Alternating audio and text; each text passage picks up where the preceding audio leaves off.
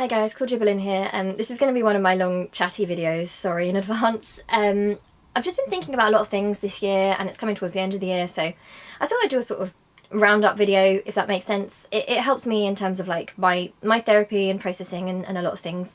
As you'll know, it's been a bit of a weird year for me, so I've made a lot of changes. In some ways I'm really quite far behind other people my own age, if we go by the usual the usual kind of setup. Like for me, I'm starting to really process and examine my values and the values that I've grown up around, and which are mine, which aren't mine, and which I want to take with me into my life, etc. I mean, a big thing for me this year, obviously, diagnosed with ADHD this year, which was a huge relief for me because that's been something that I've had problems with for a lot of my life, and it's just very validating. And already the medication, I'm on Zagatin, by the way, and I feel like it's already really helping me. Like, as you'll know, like there's more content on my channel recently, and I think that's thanks to the medication. But also it's like the first kind of time, I know it sounds a bit weird, but I'm actually comfortable calling myself disabled now. I think before I was worried about it because I don't know, I've kind of grown up in a situation where I second guess myself and I don't want to be like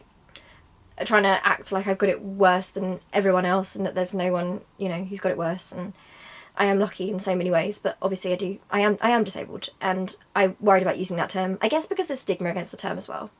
And it feels quite final, and I guess I used to be afraid of that because in my mind, like, I hadn't come to terms with, and that's something I've come to terms with this year, is that this is something that is actually a part of me, so it's not something that I am currently experiencing, it's something that actually is a part of who I am. And I realised that as soon as I stopped trying to fight it and act like it was just something that would pass, I would be happier and healthier and be able to move forward more. It's also helped me feel more comfortable, or it's a work in progress really, but in asking for accessibility and accommodations, because I think I've always felt it goes back to my time at school and the family situation and things like that.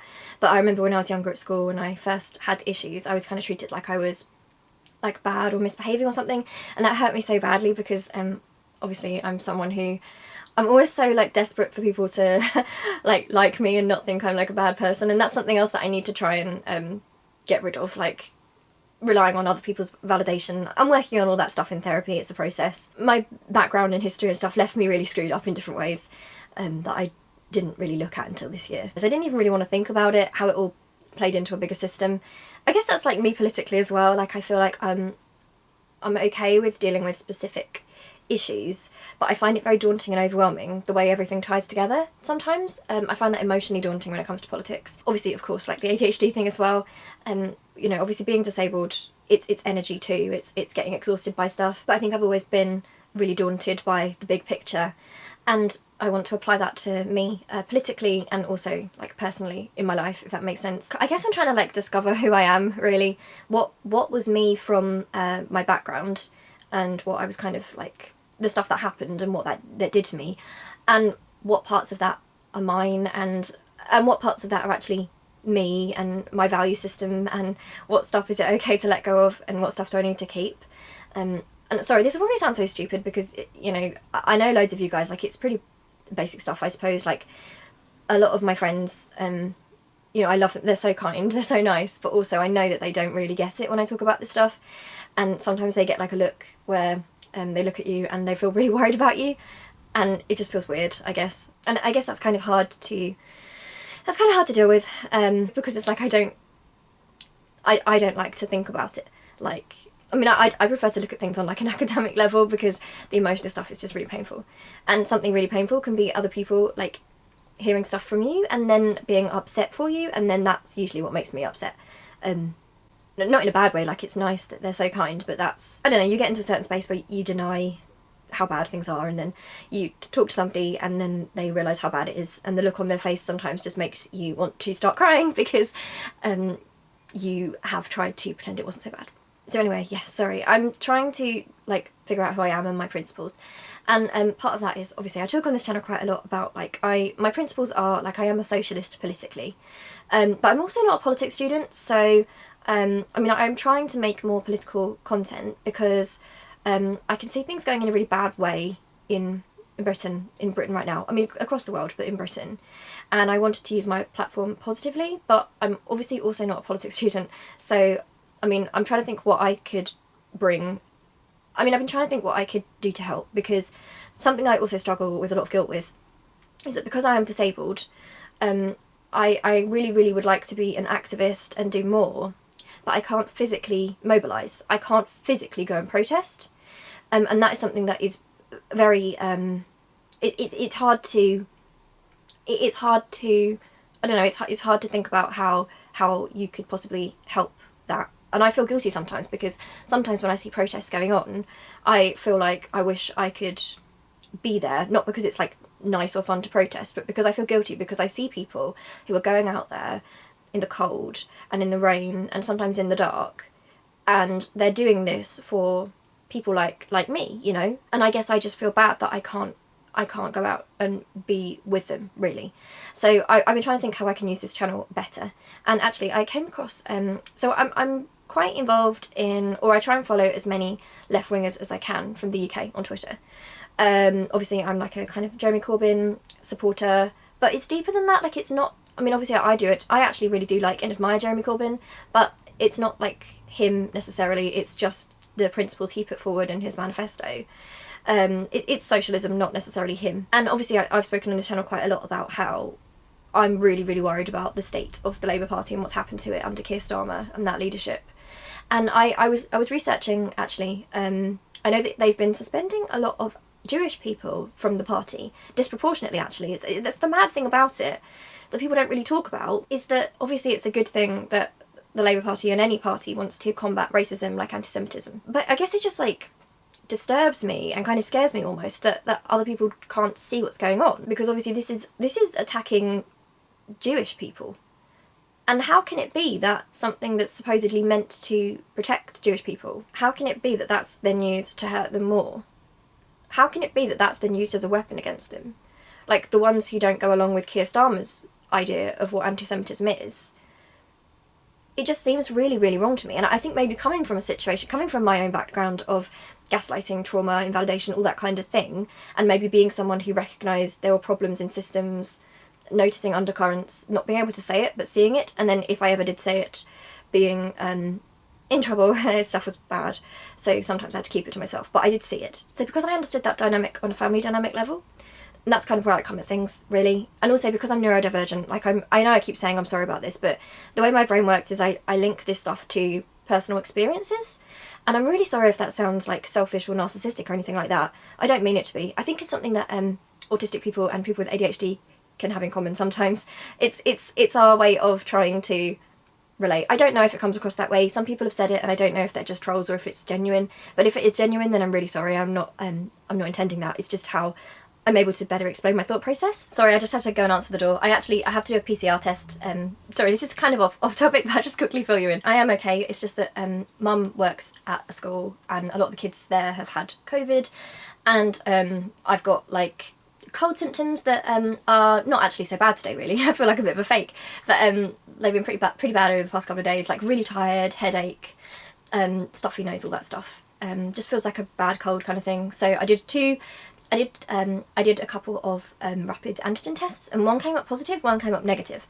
So we thought it was best that I get the PCR. So yeah, I'm on a 48-hour quarantine until I do my test and get my result. So if I suddenly change position, it's because I've had to go to the door and get my test. Like, I don't want to forget about doing that. Old ADHD brain, like I don't want to get the test and then forget to do it. But the timing is so frustrating, because obviously I had a breakdown in like, I think it was like August or in the summer, and I'm finally kind of starting to come back a bit from it. And I was due to see my dad last night.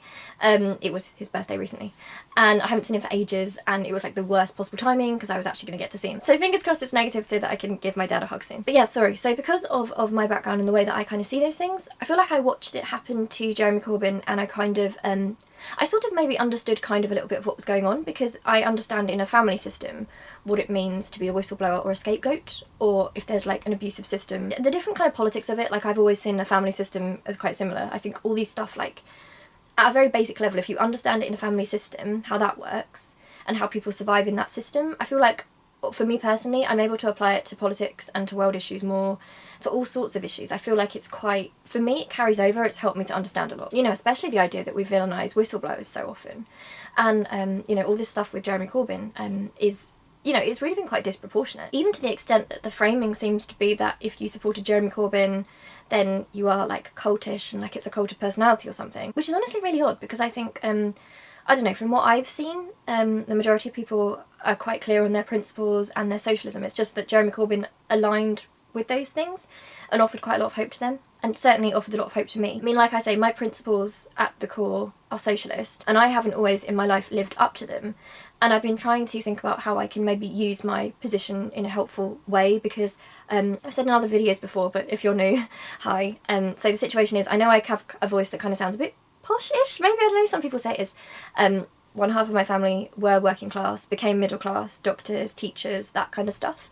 The other half of my family, because my mum and dad divorced, so it's like two different worlds, like working class, Indian. I came over from India. Like, I have a massive Indian family. So also, if you're new, you might be wondering like what race I am. So I'm half Indian, and I probably look paler than usual because I have a massive light over there. But yeah, I'm mixed. So and also that's actually important, because it's really informed like things like my views on, I guess all this stuff kind of led up to me becoming a socialist and being this politically, because I don't think I should have. So I don't actually necessarily think I was meant to end up as a socialist, which is, it's kind of weird. But like, I watch the Marvel shows a lot, the idea of like the multiverse and stuff like that, and people taking different choices and different paths. Because I was brought up with my white family and in quite a middle class setting. We didn't really have much money. Like, it's a really interesting situation that's put me exactly where I am politically, because Dad's a working class immigrant, so there's all that stuff. There's all the racism that my family received and receives. Then my mum, single parent, free school meals at school. We didn't have money, us, like the three of us, me, my brother and my mum. And then my grandma and my granddad are in like a different middle class world, because they are, granddad was a doctor, grandma was a teacher, and other parts of the family are very much like middle class. And it's always felt, I've always found it strange, like with my BPD as well, the idea of not knowing who I am, because I've had to fit in all these different spaces and never really known where I fit. But in some ways it's been really good for me in terms of politics and putting me where I am politically, because I can kind of see the differences and some of the hypocrisies and things, especially being brought up with middle class experiences and opportunities, which are from the generosity of my grandma and granddad, but also not living a middle class life, but being able to go into those spaces, having to go between all those different spaces, seeing the differences. Like, it's helped me navigate a lot of things. Like, it's given me a lot of privileges, in the sense that, even down to the fact that I had to learn all that kind of middle class manners, grammar. I used to get stopped mid-story if my grammar was wrong or something, or I didn't say my T's or something, which is kind of weird, because it made me not sound like other people around here, and they used to think I was like really stuck up, and I probably was pretty stuck up actually, but I was young, so I tried to forgive myself. But because I did get this kind of view of all these different situations, like at home where we couldn't afford holidays or anything. If we ever went on a holiday, it was because grandma or granddad would invite us on their holiday, so we got some really nice experiences that other people didn't have, but we couldn't do those things ourselves, if that makes sense. So it was kind of a weird, I was very lucky, and it also gave me that opportunity to kind of see the difference, like see the stress that my mum would go through, like if something went wrong in the house, because she couldn't afford to fix it, so it would just be broken for ages and ages, and that was just, you know, normal. And you know, no holidays or anything like that. Like if we ever did go somewhere, it was like to the park or something, and rarely we might go to like the cinema or something like that, but we didn't really have the money for trips or anything. And with my grandma and granddad, obviously they had more income, so if something went wrong for them, like they could just immediately get it fixed, etc. You know, they could like have stuff redecorated and things like that.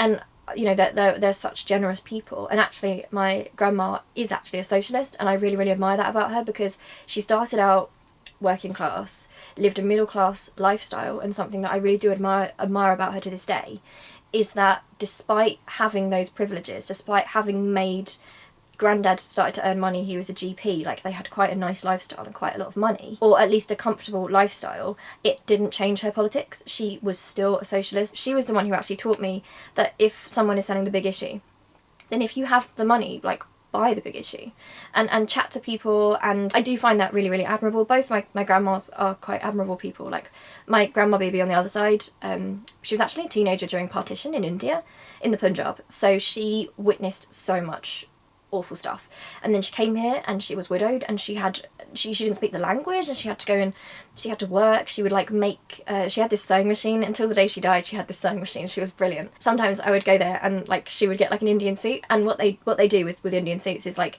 they kind of come in a sort of generic size, and then you sew them yourself to the right measurements, and she was just so quick with it. When I think about her now, she had this like, she had dark hair till the day she died, and like she had it back in a plait, and her foot going on that old like spinning wheel sewing machine thing. But she passed just before COVID, which was very sad, but also you know, it was a celebration of her life because so many people were at her funeral. We didn't know COVID was coming, and the impact she had on the community.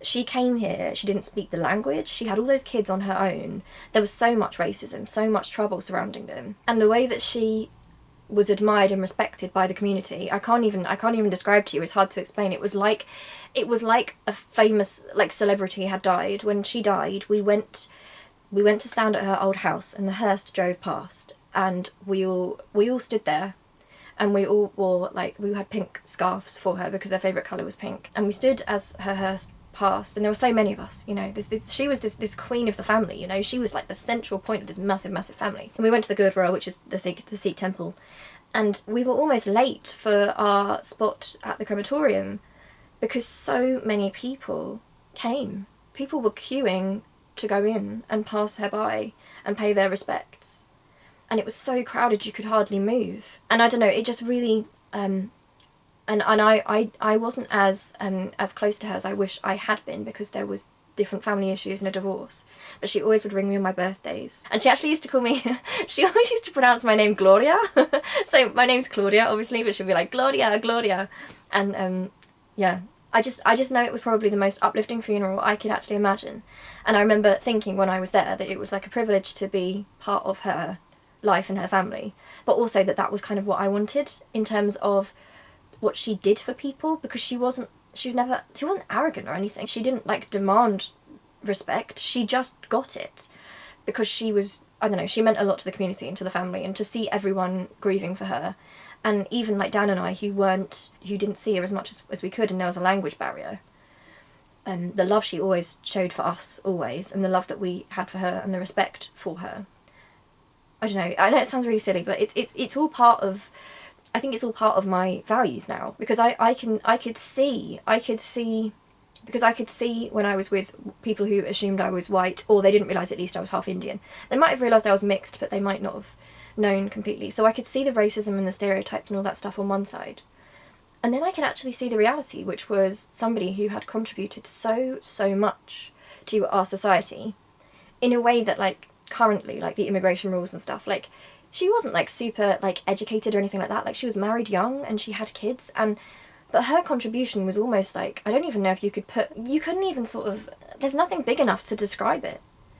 There's nothing. It's not something you can measure with like maths and profits and everything like that. Anyway, so seeing that and having those two different family roles, and you know, there's obviously sometimes I talk about how stuff's been quite difficult in my background, but also like I do really credit both of my grandmothers for showing me two very strong women. My mum's a strong woman too, but like especially like those two, it's kind of remarkable because of the time they were in, and they both ended up like, I think of them both like queens. I know it sounds really weird, but to me they just both seem like queens in my mind. It sounds really weird, I've just always thought that. Sorry about that tangent, I know I like ramble, I'm really sorry about that. But I think being a part of that mixed family, seeing those different ideas, seeing how you know, learning about these things like civility politics, and how in the kind of middle class settings, you know, I've said this in other videos before, sorry, you must be so bored of me saying this, but like there is this weird, like, there's so many rules to follow that actually are completely pointless, and they're actually kind of funny if you think about it, you know, like which fork to use, which knife to use, don't put your elbows on the table, get your grammar right, like say your T's, all these kind of things, and they're all in the way of actual connection sometimes. I've always found it quite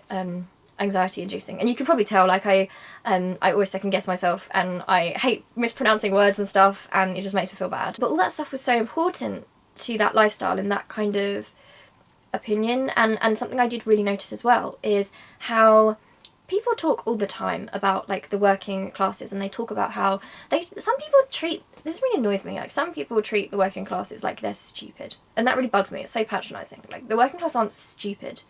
Different opportunities might give you different skills. So for example, like if you have the money or the opportunity to like go to uni and do that kind of thing, you might learn a different set of skills. But that really is all it is.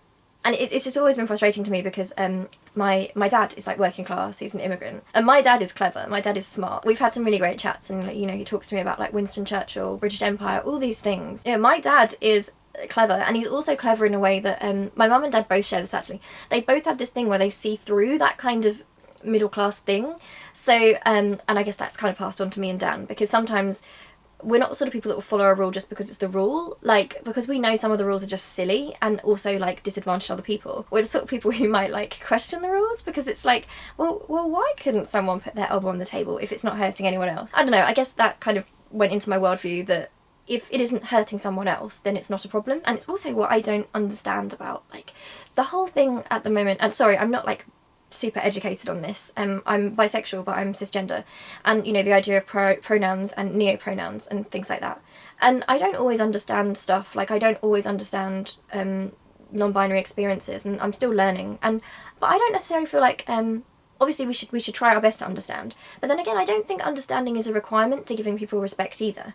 So that's what I don't know, I just kind of don't get it. And that's also what I don't get about a lot of homophobia as well, because it's like, because even if someone didn't understand being gay and they thought it was wrong, as long as no one was like making you be gay, like as long as it wasn't making you do anything, like it was in other people's lives, like it doesn't make much sense to me really. Like I think maybe being neurodivergent and maybe being a bit different sometimes and having big interests in stuff, like with ADHD you get like special interests like you would if you're autistic, so we have a lot in common, and people thinking you're weird because you're not cool and you're not following like the particular social rules. Sorry, again, I've gone off on a tangent, but I do know how people are threatened by those that will question a system or who will question like the established norm. And they're actually especially threatened by people who do this in a way that's articulate, which is really wrong, because it almost means that loads of people who do have complaints.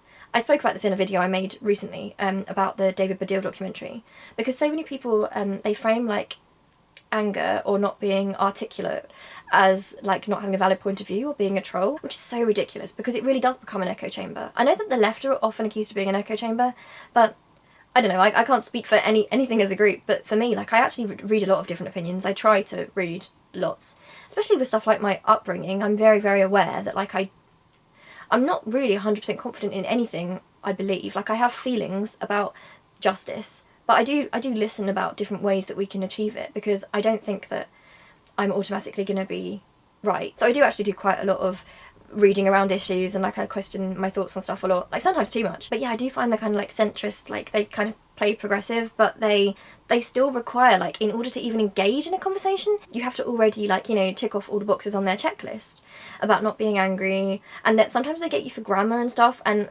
I have to admit, when I was younger, because I was taught all this stuff, I probably would have been the sort of person that would like, I feel so bad about it. But when I was like younger, I probably would have been like, oh, you used the wrong your, or you used the wrong apostrophe.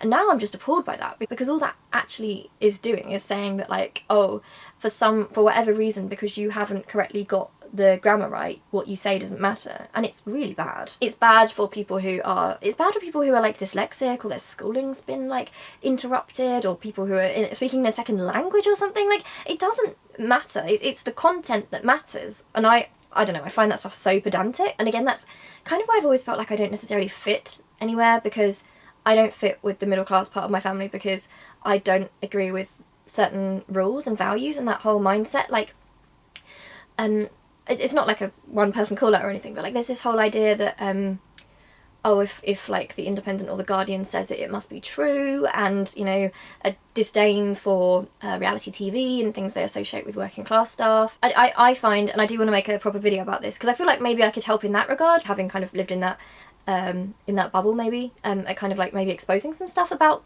the way that kind of stuff works. But it does seem very status driven. Like, I always feel like in that world everyone's performing all the time, which is also really hard if you're neurodivergent. It's like everyone's so concerned with what they look like, the optics. Like, do I seem like I'm decent? Do I seem like I'm progressive? I don't want to rock the boat. Am I doing it right? Am I doing it right? And it's just so, like, full of anxiety and paranoia. And I couldn't live like that, which is why I don't really fit in that world very much. I love my family members who are part of that world, but for me, it's just, I have to admit I find it a bit silly. I find it quite silly. But I love my family to bits, but I do find that stuff silly. But yeah, so all that stuff with Jeremy Corbyn, and I saw that get blown totally out of proportion. And I think I could kind of see why, because it's like in a family system where, you know, the truth teller can become a scapegoat, and there'll be like a campaign to like completely discredit them in every regard. And, you know, that was weird because it became, I don't know, it was kind of mad because it went from a situation of people, I mean, I have no problem with anyone like making criticisms of a politician at all. And I'm not Jewish, so I can't say, you know, how bad anti-Semitism was or wasn't. I do know that I did see anti-Semitism. I think most of us on social media probably have seen it. I saw it before I even understood what it was really, but a lot of like 4chan memes and things like that. We actually have Jewish family, like through my granddad. We have a lot of Jewish family, and actually we do have quite a lot of family in Israel, I think, but we're not really in touch for various, like, there's different family reasons, so it's not something that's really part of my life, but it is obviously connected to our family history, and especially to my granddad. I guess in some ways my granddad and I have that in common, because I think we had conversations about this before, it's like, where do you fit, you know, if you're part something and part something else, but you're also disconnected from culture and stuff like that, like where do you fit? But obviously the issue that was brought up was that the process wasn't good enough to root out anti-Semitism in the party, and that they needed to do more to do with that. And I think from the report, forgive me if I'm wrong, but I did read the report at the time, and I think it actually said that Jeremy Corbyn did make some moves to try and improve this, but there was internal party issues that kind of got in the way, and people don't talk about that, and that's how I know it's disingenuous. It's almost like, and forgive me if I'm like totally overstepping by saying this, but like it's almost like the actual issue that the whole thing was intended to fix, which was anti-Semitism, became like background as a way to get at Jeremy Corbyn and socialists, which obviously is even more harmful to Jewish people, because first of all it's kind of it's using something that's very real and a very like real world experience, and if that starts getting used factionally, then it almost feels like it's so disrespectful, and it almost cheapens something, I think. I feel like that with other minority issues, like with minorities that I'm part of. I have the same frustration. And also the absolute mad thing about that, of course, is that now the party's kind of gone more central, they're not opposing stuff that like Corbyn's party and socialists in the party would have opposed, which is the genuine rise of fascism through different bills in this country. And obviously the right historically has much more ties to anti-Semitism, you know, if we look at history. Not to deny there's anti-Semitism on the left, of course. But yeah, so it was all so wrong, and I guess I didn't really know how to express that because I'm not Jewish. I was coming at it from the perspective of other minority groups where I could see this, I'd seen this sort of thing happen before. And then I came across this activist, and her name is Heather, and her name's Heather Mendick. I mean, I was trying to follow a lot more socialists online because I feel like I want to be a better socialist, if that makes sense. Like, I'm trying to discover what my values are and how I can use that to really help. Yeah, so I'll link her Twitter in the description box. And also, so she made this video that I watched. So she's actually, so she's a Jewish woman, and she is an activist, and she was a member of the Labour Party. And they've tried to investigate her for anti-Semitism twice. And she made this video, which I really, really would recommend you watch, because it's really insane. I knew that a lot of left-wing Jewish people, or just socialists who, for example, supported Palestine, were being targeted by this. But if you actually watch her video, I'll probably talk about this in more detail somewhere else, but no one will describe this better than she does. It's such a good video. The whole complaints process, basically, it's like it put her on trial. And her status as being a Jewish woman, it was like she had to defend herself for talking about issues of her own identity and community. And it became this policing, like a tool to beat her with, and people like her, for discussing community issues. And I know she says in the video that, like, as part of the Jewish community, there is a lot of debate. So the very notion to her, she said that, you know, there's one Jewish opinion, first of all, is worrying. And yeah, I also agree with that, like in terms of like other minority groups that I'm part of. But I mean, if you look at her video, the stuff they stripped out of context, there was an article she wrote with a friend of hers who's also Jewish. They wrote an article for, I think it was the Morning Star. It was a really thoughtful, intelligent article by two people best placed to discuss it, which is two Jewish women who were discussing identity and what that meant in Britain. And it's something that I would have thought, this is why I feel like it's so disingenuous, because that's surely something that those on the left and in the Labour Party would want.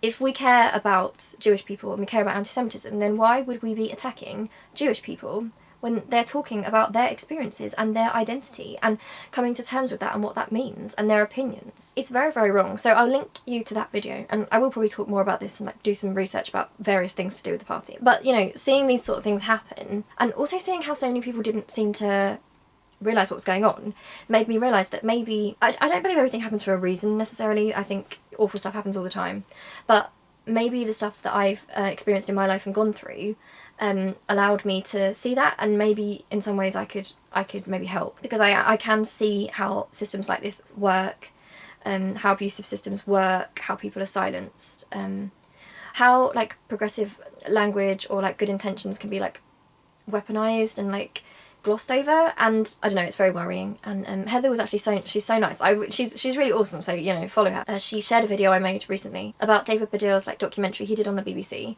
which kind of talked about like social media and anger and cancel culture on the BBC with a platform. Yeah. And if you're following me from there, then hi, and I'm really sorry if I ramble loads, and I'm probably not as politically smart as you guys would like. Like, I'm still learning. I just come at it from like an emotional place, and I don't know, maybe it's valuable, I don't know. But yeah, I wanted to talk more about politics stuff on this channel because I do have a platform. I know it's not like a really big platform, but it's something that I can do. And it's also made me realise, so for some years now, I've done YouTube since I was like 19. And I've had a couple of things in my life, some of them that I talk about, some of them that I haven't spoken about. I've had different opportunities in my life to take opportunities that could have taken me to quite like more successful places, etc. But some of them I have either not been able to do because of disability, or I've actually just turned down because I have this awful thing. It's actually, I think it's a good thing, but also it's bad in terms of career, where I can't just go along with something for optics if I don't agree with it. I can't do it. I had an experience where I was on the time team for the Doctor Who official magazine, etc. So it was officially linked to the BBC, and I know that they wanted to. I was kind of pressured or intimidated to like stop criticising, making like feminist critiques and stuff, and talking about the sexism. And like obviously I'm fine if people have different opinions and stuff. I actually really appreciate that. I like reading people's responses to stuff, like I quite enjoy that, but I felt like I was being silenced, and it was very much a case of stop doing it or you're not involved anymore. And I guess it would have been smarter for me to be like, okay, I'll stop, but no, that's not my personality, so that's not my value system. So that was a couple of years ago, and there's several things since and before then as well, and I've changed my whole worldview and mindset, because my very view of success, like I've put a lot of stuff aside in my head, and I've realised now that a lot of these things that I wanted, these various like successes that I aspired to, if they would require me to compromise on my principles, then I've realised that I don't actually want them. And I wouldn't feel good if I accepted them anyway. So I've kind of like, I feel much more comfortable than I ever have. And I know I've had like loads of people before saying stuff like, oh, I've seen loads of people before saying like, you should brand yourself more, you shouldn't talk about this, you shouldn't talk about that because it will alienate people, don't share a political opinion because people won't like you, stay away from politics, stick to the music. I have a music channel, by the way, I make quite a lot of music. And a lot of stuff to do with that, there's a lot of people, some well-meaning have said, look, I know it's not right, but the world we're in, like, if you, like, speak about politics, you're gonna, like, lose out and stuff. But I've actually made my peace with that that's okay, because I don't think I'd be happy. I don't honestly think I would be happy if I ever took opportunities or got successful by compromising on, like, my principles. Like, I think it would depress me. And also, everything I do creatively is linked to my worldview anyway. It is if you're a writer and a musician, so, like, I can't disentangle those things. I know some people can, but I just, like, can't. It's just who I am. I remember something that people were saying was like, oh, a failed YouTuber, like, she's got this YouTube channel and, like, it's, like, been going for years and it's not, like, bigger and bigger. But honestly, it's something that I'm quite comfortable with. Like, I'm fine to have a smaller platform because this isn't my career anyway. This is, like, I don't know, I've gone through a lot of stuff in my past, like, trauma-related and things like that. And so it's been a space where I can really be myself and find out who I am and have community and, like, make connections with people.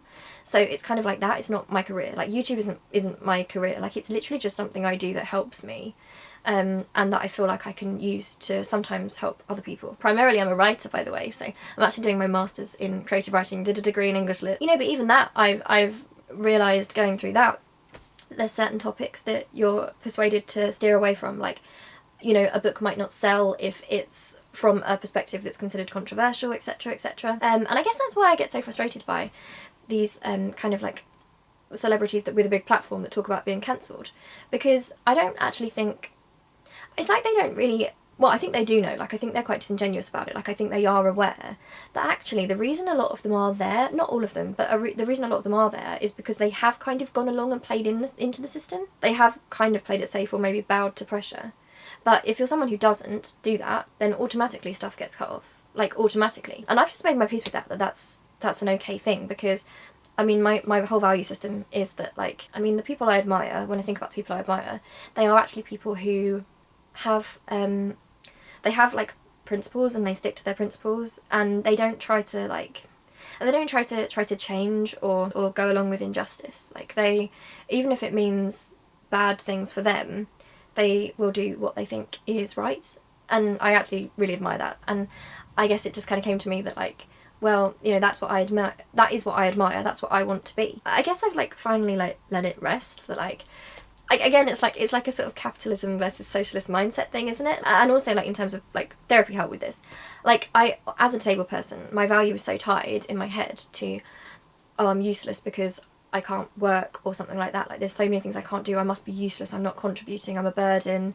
Like, the way that people like the DWP talk to you is really, like, it's really intimidating, and it treats you like you're a criminal. Like, it's really bad, and it can really hit your self-esteem. But I kind of learned that, like, my value system is not anything to do with that capitalist mindset. Like, people's value is so much more than, like, the productivity within a capitalist system. So this year has been pretty big for me in so many different ways. So I had my ADHD diagnosis, had a huge breakdown in the summer, which is probably the worst I've ever had, really. It was so bad. I finally dealt with, well, I haven't dealt with it, but I've started to address stuff that I kept in the back of my mind. So trauma and abuse in my background. There was on this channel, like, fairly recently, if you're new, you won't want to know about all this drama, but, like, some various members of my family who have in the past been quite, I don't know, I started talking about stuff when I was ill, without naming names, and I think maybe they got scared about what I was going to say about their behaviour and about various abusive actions and things, which I haven't, and wasn't the intention, because it was, like, basically, like, I want to try and help other people who were in a situation like mine. Anyway, and so that involved, like, a harassment campaign from them against me when I was, like, really sick. So I was really ill. I was, like, I can't even tell you how ill I was, and it was, like, this daily harassment campaign and threatening me and stuff, and I had to call the police, and it was really bad. And I guess it was stuff that I thought that was normal, because it had kind of happened in my family for so long, that it was actually YouTube that saved me, because I maybe might have played it down, like, yeah, this person's threatening me, and yeah, they're doing all this stuff, and, like, but it's fine. And then people were like, it's actually not to call the police.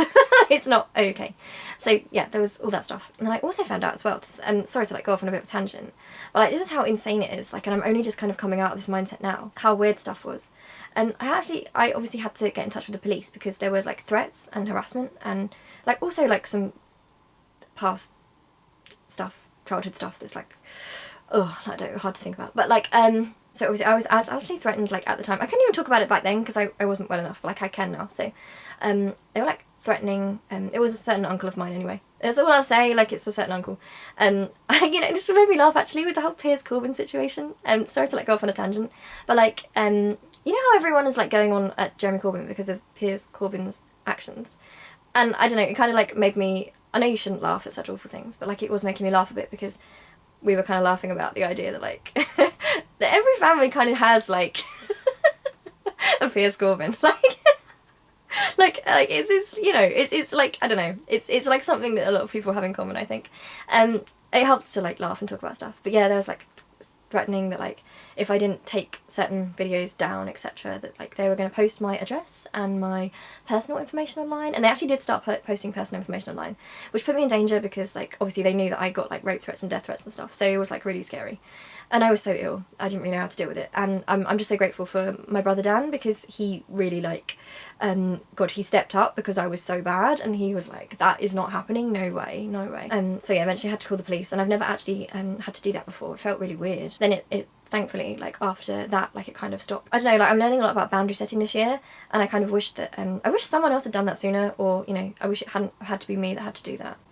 But I think some people just think they can get away with stuff like that. I don't know, it just makes me feel really, really uncomfortable. Anyway, so there's that whole situation. And I actually found out, so the police were actually really nice. It's weird, I also have like a weird relationship with the police because obviously like I don't agree with the institution, the way it's run. I know that it discriminates, by the way, I'm not a super political brain, like I'm trying to learn, but like the way, just from an emotional level, I think that it's really, there's so many issues that could be helped more by like communities. Like if we gave more, first of all, like funding for different people, because I think a lot of people get into bad situations because there's no opportunities and no funding, and it feels hopeless. You know, I feel like it should be more like community, like mental health workers and things could help, because you so often hear about people who are like having mental health crises, or even people who end up in prison, and you hear about what happened to them, and you just, I don't know, for me, as someone who struggled a lot with mental health stuff, and could have gone either way. Like, I'm lucky I had down, I went the right way, but I could have gone the wrong way. And so I just feel like this feeling that, like, if only mental health had been, if only that, like, that stuff, if that person had been helped in different ways, then so many people would be more protected. So yeah, like, I had to, like, go through that and speak to, like, victim support and stuff. It was just a really, oh god, it was an awful situation, because, like, I've never, like, had to do anything like that before. And I also found out that, like, apparently this guy had also, like, falsely called the police on me as well. And he told the police that, it's quite funny actually, he told the police that he was worried I was going to dox him, which was exactly what he was doing to me. And that it was, I think he said it was like a silly mistake, which is quite funny. But yeah, I don't know, the whole thing was like really, it was awful at the time, but like I actually am glad it happened, because I realised so much stuff about my family system, and stuff that was considered okay in the wider world was actually not okay and was really bad. And it's helped me protect myself and realise that what I am entitled to, like in terms of like safety and not being abused and stuff, like, you know, I don't have to accept that stuff. You know, it's so awful. Like, I'm not gonna like talk about it loads here. But yeah, that was a thing when I was really, really ill. Like, it was really bad. And it did make me think a lot about how the pressure we put on whistleblowers and truth tellers and people who speak about these issues, like the intense focus, I guess because I applied it to my family system, people who enable, people who kind of go along with it, there's always got to be a scapegoat, and who will allow other people to be a scapegoat. Like, something I learned from a guy called Patrick Tehan, I think his name was, his videos have really helped me. And in a dysfunctional or toxic or abusive family system, the uncomfortable truth about that is that reputation will come before a lot of other things. And so even in a situation of great injustice, the move will usually be to protect the most abusive member of the family. That's usually what kind of happens. And I see that mirrored, like it's taught me a lot in terms of politics as well, because I can see that in other oppressive systems. And also I think, like, coming to terms with a lot of stuff this year about like trauma and processing, about, it's so complicated because it's so hard, because if it's in a family, for example, you know, it's not just the perpetrator that's like, there's stuff that's been enabled and stuff that you were taught to accept, or even like told to not, or encourage, like, or kind of like encouraged to just like put up with, because the way that maybe a family looked would be more important than actual members of the family like being abused, etc.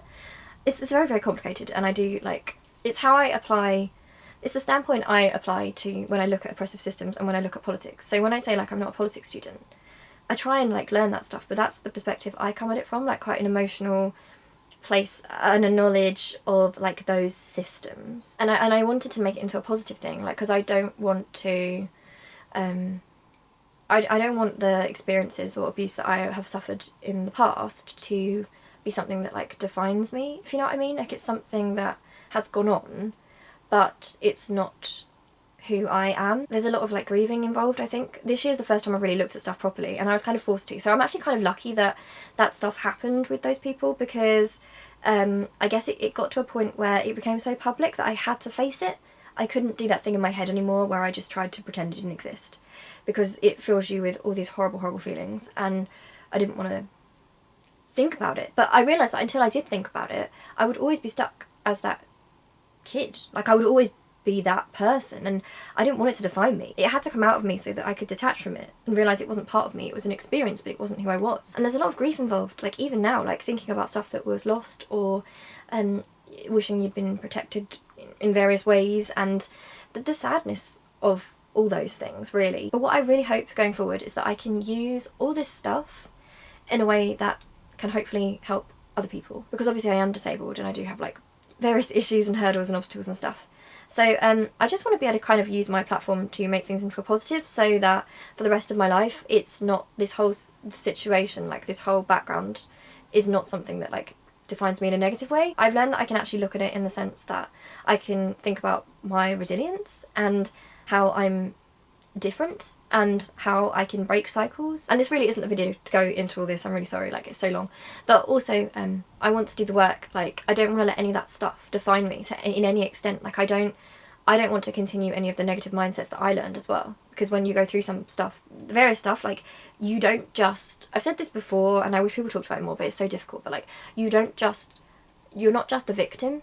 Like you can also like put out, if you're part of something like that, if you're brought up in a certain mindset and taught these things are normal, etc, etc, it can often only be like, I don't know, it can take a long time for you to first of all like even get any sense of yourself or reality and like realise stuff is bad. And like I read all the time about Westboro Baptist Church because like it's fascinating, it's like a similar kind of thing in my head, and there's also this desire I have to unlearn any of that stuff. So that's why I am looking at my value system and thinking that I don't want to have absorbed any of that stuff and perpetuate it on other people. So I think about my value system and like stuff I've learned and everything. Like I'm questioning everything this year. Like it's hard, but it's probably a good thing, I think. And also it's really hard to also think about like all the negative stuff that you accepted from a situation like that you thought was normal and would have then put out yourself into the world.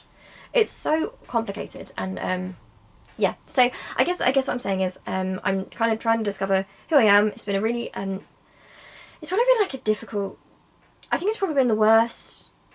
It's weird. It's been a big year for me, this one. It's probably been the worst one I've ever had, because for so long I've had to like put stuff aside and not think about things, and then I was suddenly forced to think about things, the whole thing, and it was really, really overwhelming and scary. But I'm glad that it did all happen, and I'm also glad as well that now I kind of have the confidence to realise that actually this is my space and I'm entitled to talk about stuff on this channel. And like I'm like a grown adult.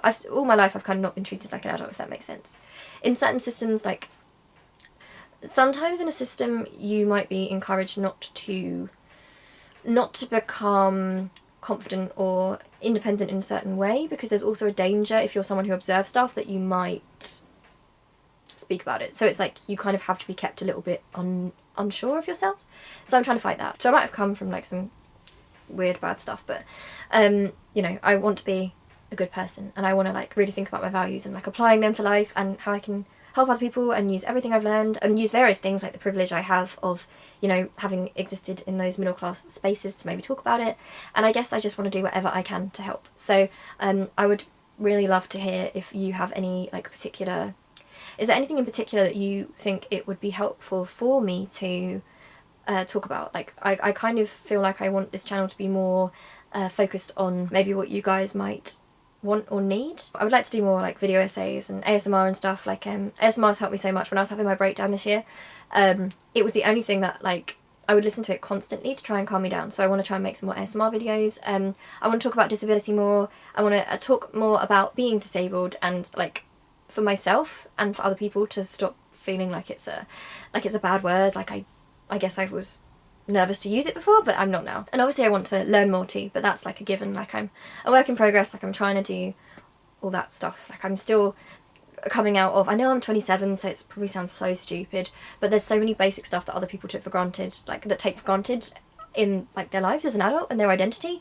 that I never actually had the opportunity to build in the first place, that I have to build now. Oh, and I also want to be kind and compassionate, but not in like a way when people say be kind and they actually mean just like be neutral. I guess I want to be like compassionate to people and care about people, but sometimes I think that actually means standing up for others sometimes. I don't know, it makes no, like from the situation I've been in and all different stuff in my life, people who like say they're nice and then kind of sit in the middle, it's almost like for them it's that thing like, oh, I'm nice because I'm not having arguments or disagreements necessarily. But I don't know, for me sometimes I think that like being kind and being compassionate actually means like, it actually means sometimes you have to step in, sometimes you have to take a position sometimes. not to be like everything's like black and white all the time, like there's so much nuance to issues, but I want to actually reframe like what the idea of like the whole meaning of be kind, like of being compassionate, what that means, because to me it means something different to others. And I've realised that because I always try to be compassionate and kind to people, like I do try and do that, but a lot of people will think if you're talking about social issues, for example, they will automatically think that's rude or aggressive or unkind, like criticism is unkind. But for me, to me that makes no sense, because the very idea of being kind to me doesn't have to mean being passive. Like sometimes you can be, the kindest thing you can do for people is to stand up for them when they're being attacked and you know that it's wrong. I don't know, that's what I think. I've never seen like political activism as something that makes you inherently not a good person. You always hear people, don't you, saying things like, oh, I'm a nice person, I'm not involved in politics. And that doesn't make sense to me. Maybe because I'm neurodivergent, but like that doesn't make sense to me. Like being kind and justice and compassion, they're all the same thing. Anyway, this is really long. I'm so sorry that it's so long and rambling, but like I guess it's just a good thing for me to record, especially after this year. Like it's good for me, I think, to do these. Two things. So I have a new PO box address now, so it's not the same as the old one. So if you want to like write to me, then you can write to me there, like if you like doing physical letters and stuff. But if you want me to write back, then you need to send like a stamped addressed envelope. If you don't need me to write back, then you don't have to like put that in. But if you want me to write back, I need the stamped addressed envelope so that I can get that back to you. And I'll try to get back to you quite soon. Like I've got some that I'm answering at the moment, so hopefully that'll happen. And also sometimes people are so kind and like will send me like I really love, like, to my PO box, like before people have sent me like books and stuff, which is so helpful because I'm trying to like educate myself and all that kind of thing. I'm really, really grateful for that. But just in case, like I'm not saying anyone's actually going to do this, but like it's happened like with the PO box before.